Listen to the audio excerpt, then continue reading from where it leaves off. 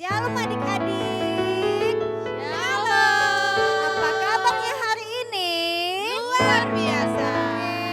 Kak Atika, apa kabarnya hari ini? Luar biasa kakak. Kak Arum, apa kabarnya hari ini? Luar biasa.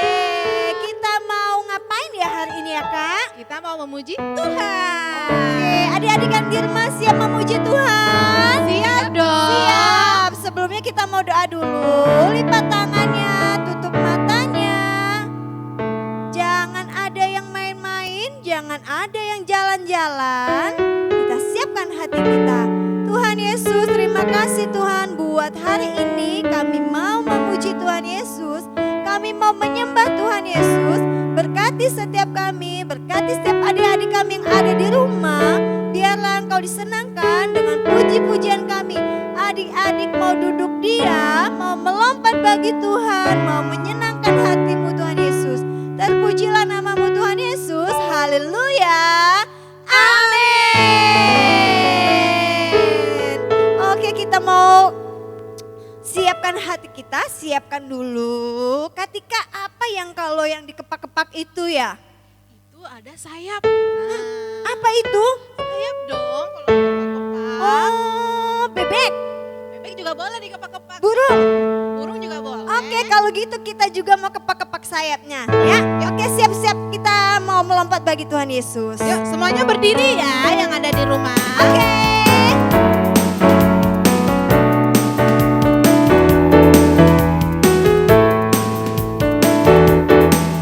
Dikepak-kepakan sayapnya, digeleng-geleng kepalanya, agar tubuh sehat dan kuat untuk dapat memuji Tuhan. Kepak-kepak. Dikepak-kepakan sayapnya, digeleng-geleng kepalanya, agar tubuh sehat dan kuat untuk dapat memuji Tuhan.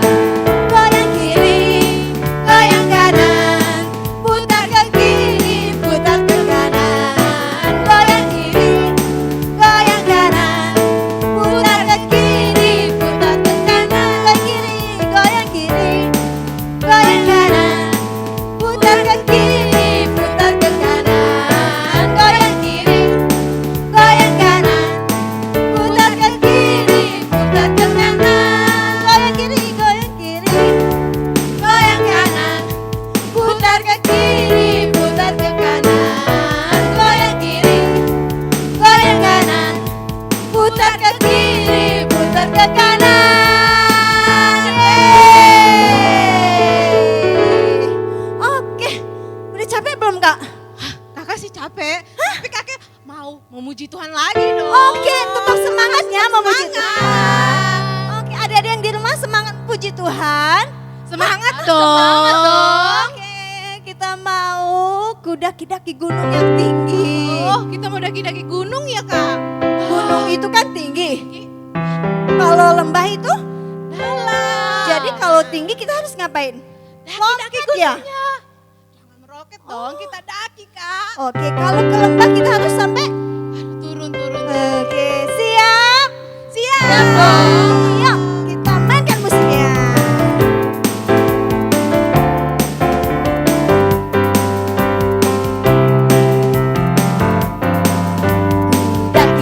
Daki-daki gunung yang tinggi, turun lembah yang dalam, ku melintasi padang rumput hijau membentang. Yesus besertaku, Terbang-terbang.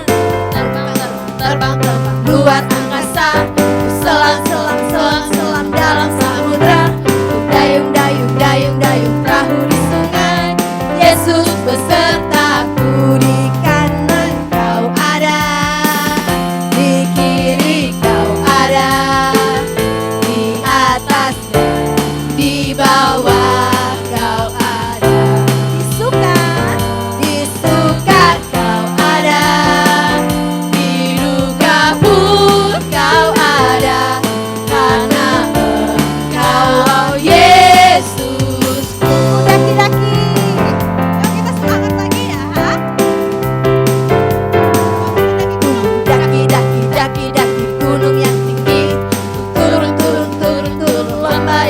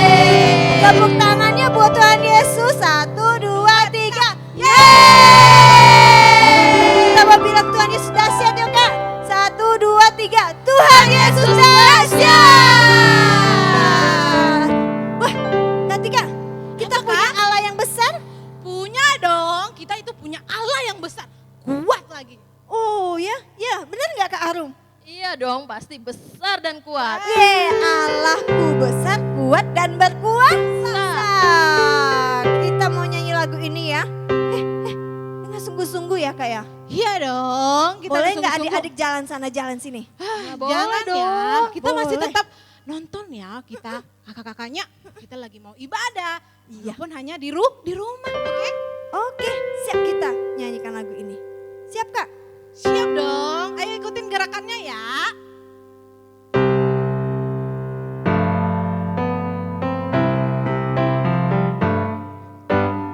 Allahku besar, kuat dan berkuasa, tiada yang mustahil bagi Dia. Oh oh, Allahku besar, kuat dan berkuasa, tiada yang mustahil bagi Dia. Oh oh, gunung miliknya, sungai miliknya, bintang-bintang ciptaannya. Oh oh, Allahku besar, kuat dan berkuasa, tiada yang mustahil bagi Dia. Oh oh, Allahku besar, kuat dan berkuasa, tiada yang mustahil bagi Dia. Oh oh, Allahku besar, kuat dan berkuasa, tiada yang mustahil bagi Dia. Oh oh, gunung miliknya, sungai miliknya, bintang-bintang ciptaannya. Oh oh, Allahku besar, kuat dan berkuasa, tiada yang mustahil bagi Dia. Oh oh, gunung miliknya, sungai miliknya, bintang-bintang ciptaannya. Oh oh, Allahku besar, kuat dan berkuasa, tiada yang mustahil bagi Dia. Oh oh, tiada yang mustahil bagi Dia. Oh oh, tiada yang mustahil bagi Dia. Amin. Tidak ada yang mustahil bagi Tuhan Yesus. Wah, ketika waktunya kita mau dengar firman Tuhan. Tapi Kak, sebelum kita mau dengar firman, kan adik-adiknya kan tadi berdiri. Masa mereka disuruh berdiri terus? Kita suruh mereka duduk aja. Silahkan duduk. Duduk semua ya. Adik-adik di rumah. Kita siapkan hati kita karena kita mau dengarkan firman Tuhan. Tuhan. Siap Kak Arum? Siap dong. Yang hatinya mau dengar firman Tuhan, angkat tangannya. Kita mau nyanyi ku rindu kau Tuhan. Kita mau miliki hati yang haus, rindu akan Tuhan Yesus.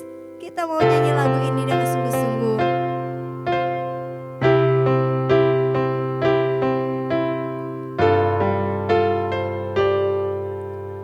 Ku rindu kau Tuhan, lebih dari segalanya. Katakan ku cinta Yesus.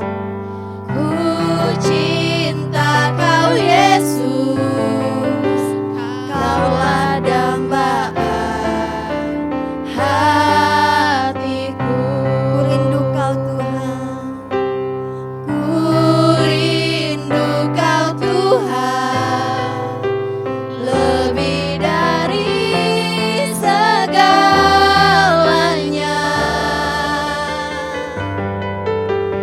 Ku cinta kau Yesus, kaulah dambaan hatiku. Ku sembah kau, ku puji kau, selamanya tinggal di hadirat-Mu. Yang ku mau menyenangkan-Mu, Yesus kau dambaan hatiku. Ku sembah kau, ku puji kau, selamanya tinggal di hadirat-Mu. Yang ku mau menyenangkan-Mu, Yesus kau dambaan hatiku. Ku rindu kau Tuhan. Amin Yesus. Ku rindu kau Tuhan,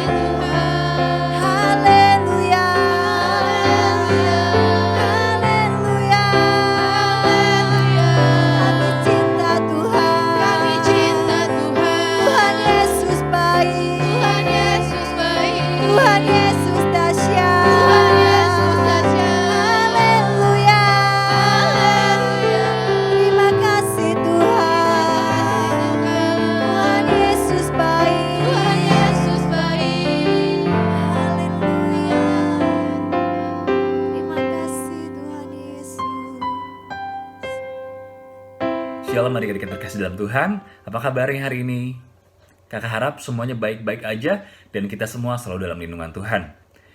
Walaupun hari ini kita masih dalam ibadah online, tapi kakak harap adik-adik bisa ikut menyembah Tuhan, adik-adik bisa mendengarkan firman Tuhan dengan sungguh-sungguh. Nah, sebelum kakak membagikan firman Tuhan kakak pada hari ini, kakak mau mengingatkan kembali kalau tahun 2020 ini adalah tahun apa adik-adik? Ya, tahun dimensi yang baru. Nah, maksudnya apa sih Kak tahun dimensi yang baru itu? Jadi yang pertama itu, kita bisa mengalami dan berjumpa dengan Tuhan secara pribadi. Nah, gimana sih caranya kita bisa mengalami dan berjumpa dengan Tuhan secara pribadi itu Kak? Nah, hal ini bisa terjadi kalau kita itu sungguh-sungguh dalam menyembah Tuhan. Kita itu sungguh-sungguh dalam mendengarkan firman Tuhan. Kita juga punya waktu pribadi sama Tuhan. Kita punya waktu untuk saat teduh sama Tuhan. Kita bangun diri kita untuk mempunyai waktu pribadi sama Tuhan, lama-lama kita bisa merasakan hadirat Tuhan. Atau bisa dibilang, kita bisa berjumpa dengan Tuhan secara pribadi.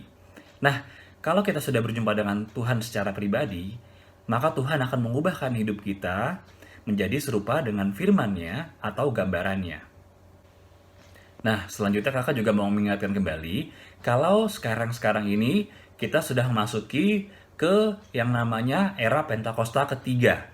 Nah, apa sih maksudnya Kak era Pentakosta ketiga itu? Gimana sih Kak tandanya? Jadi yang pertama itu tandanya adalah pencurahan Roh Kudus di saat-saat ini. Tandanya pencurahan Roh Kudus itu seperti apa Kak? Jadi tandanya adalah penuaian jiwa terbesar dan terakhir yang terjadi di berbagai tempat. Bangkitnya generasi Yeremia, munculnya anak muda yang cinta mati-matian sama Tuhan Yesus, menandakan era Pentakosta ketiga sudah dimulai.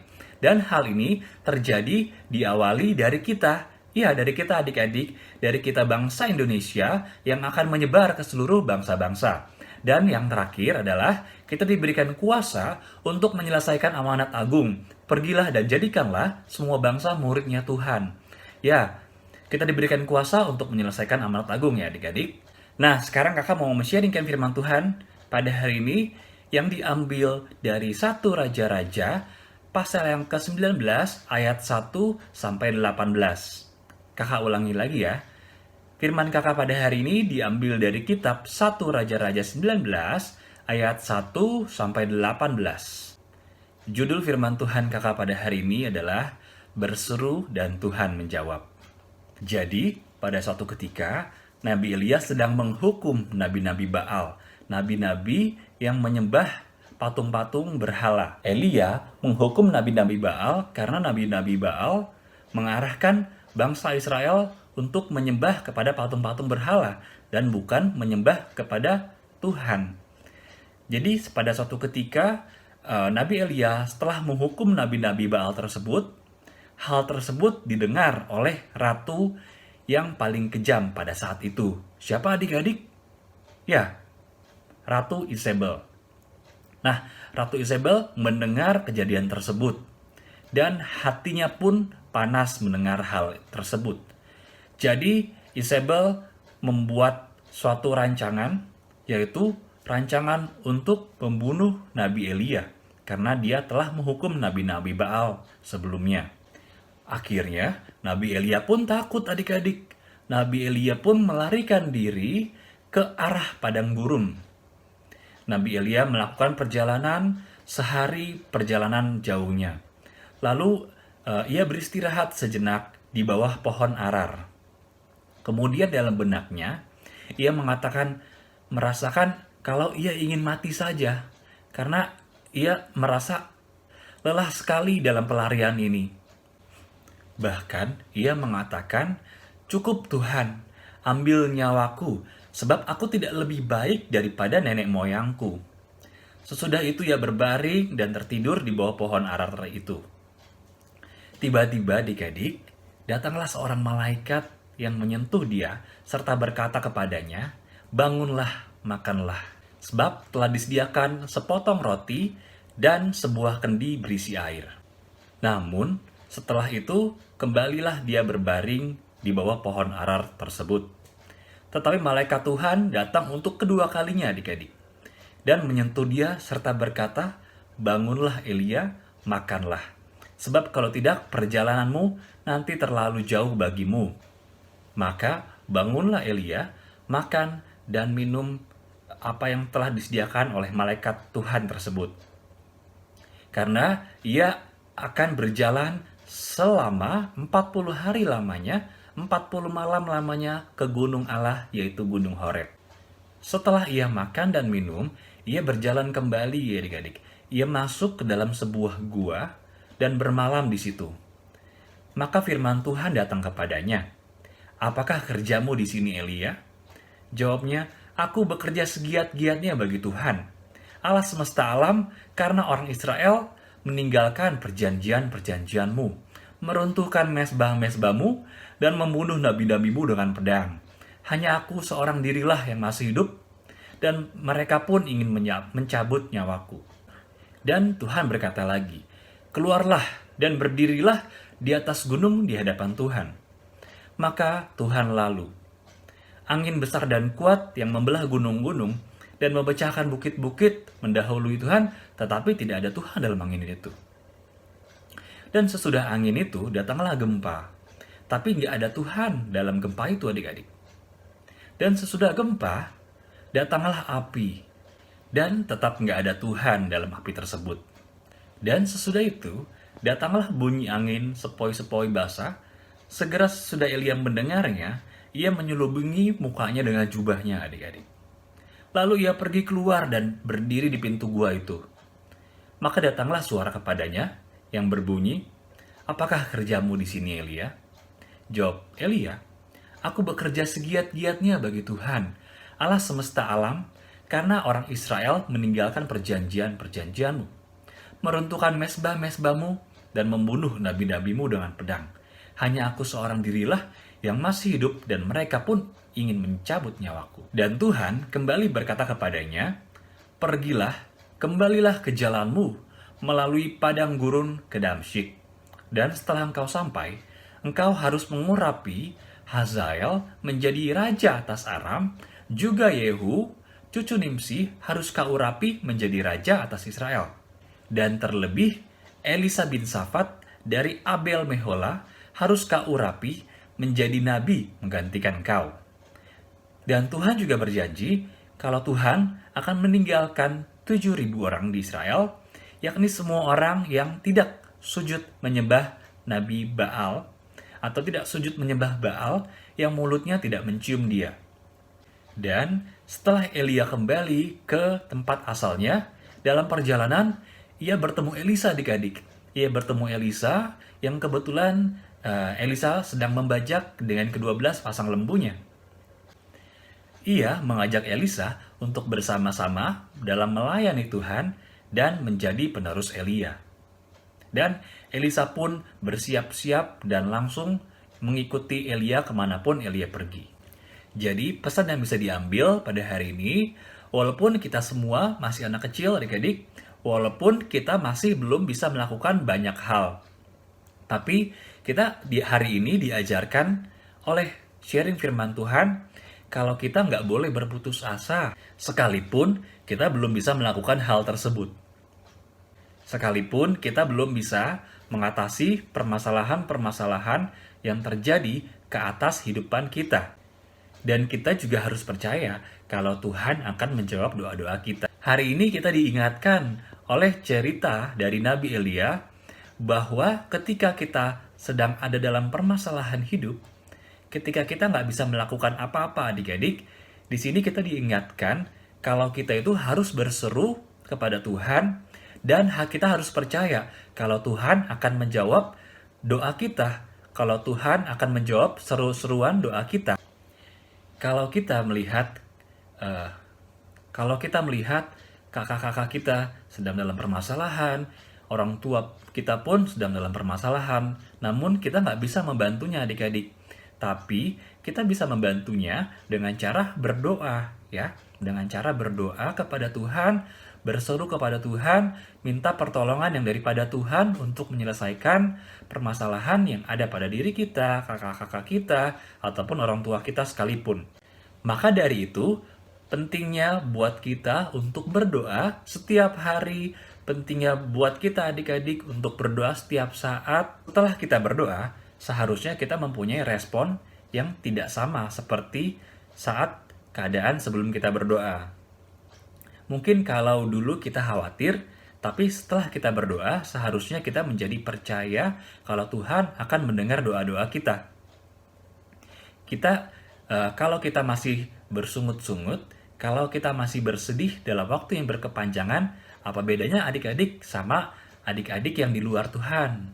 Ya, kalau kita merasa kita mempunyai Tuhan, seharusnya kita mempunyai respon yang benar, yaitu adalah percaya kalau Tuhan akan menjawab doa-doa kita. Ada yang tahu ini apa adik-adik? Ya, ini adalah biji jeruk. Biji jeruk atau benih, ya. Nah, jadi ketika kita masih kecil, ketika kita masih anak-anak, benih inilah yang diberikan Tuhan sama kita. Kemampuan yang kita punya hanyalah berupa benih atau hanyalah sedikit. Tapi kalau kita bisa bersungguh-sungguh, kita bisa fokus dalam kehidupan kita lama-kelamaan kemampuan yang kita punya itu bisa besar, makin lama makin besar. Sampai akhirnya berbuah lebat seperti pohon jeruk, berbuah lebat dan manis. Dan kalau kita fokus dalam hidup ini, dan tentunya hidup dalam Tuhan, mendapat siraman-siraman rohani, sampai kita menjadi besar, sampai kita menjadi pohon jeruk yang besar, dan menghasilkan buah-buah yang manis, di mana orang-orang lain akan melihat kalau kita itu, anak Tuhan itu memang paling bagus, memang paling menjadi panutan untuk teman-teman. Di mana orang-orang lain, orang-orang yang tidak mengenal Tuhan, melihat dan menilai kita bahwa kita itu pantas untuk ditiru, pantas untuk dijadikan sebuah panutan.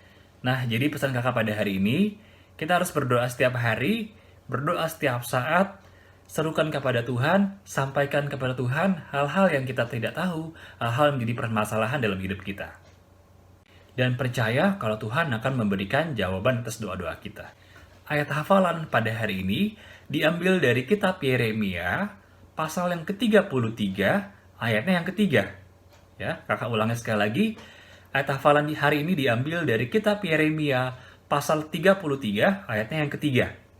Berserulah kepadaku, maka aku akan menjawab engkau dan akan memberitahukan kepadamu hal-hal yang besar yang tidak terpahami, yakni hal-hal yang tidak kau ketahui.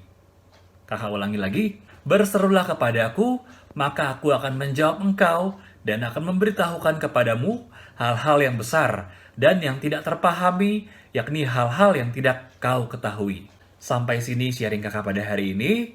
Mari kita tutup dalam doa adik-adik. Tuhan, kami mengucap syukur atas segala perlindungan-Mu, kami mengucap syukur atas segala penyertaan-Mu yang telah Engkau berikan ke dalam kehidupan kami semua. Tuhan, kami mengucap syukur juga, kami hari ini masih mendapatkan sharing firman Tuhan.